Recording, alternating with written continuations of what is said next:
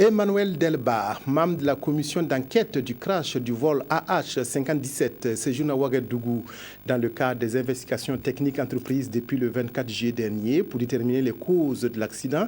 Il a rencontré ce soir les parents des victimes pour des échanges. Reportage Bouma Ernest Nebier. C'est une rencontre avec les parents des victimes du crash de l'avion de la compagnie Air Algérie que Emmanuel Delbar n'a pas voulu tenir en présence des micros et des caméras des journalistes. Monsieur Delbar est arrivé hier soir et a eu déjà quelques entretiens avec certains responsables au niveau de l'aviation civile. Il va continuer sa mission et ce qu'il va réaliser entre dans le cadre de l'enquête technique qui est ouverte par rapport à ce problème que vous connaissez.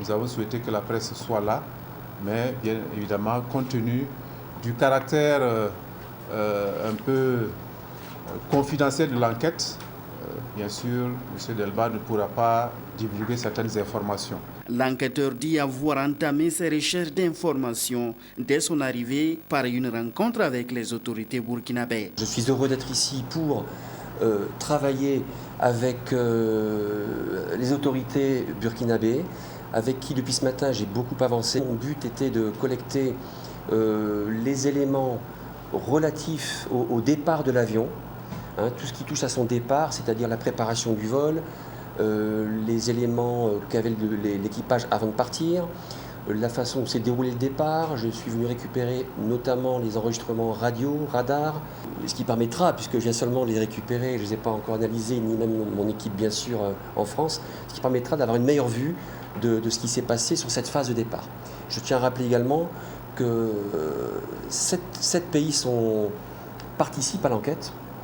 Donc enquête conduite par le Mali, mais auxquelles sont venus participer les pays qui de droit ont un pied dans l'enquête technique, donc notamment le Burkina Faso en tant que terrain de départ. Il y a également l'Espagne, l'Algérie, la France, les États-Unis au titre du pays constructeur de l'avion, et depuis tout récemment le Liban au titre des passagers qui étaient à bord. C'est une enquête qui nécessite beaucoup de coordination, beaucoup d'actes d'enquête à des endroits différents de la planète. Et c'est dans cette phase-là que nous nous installons pour l'instant.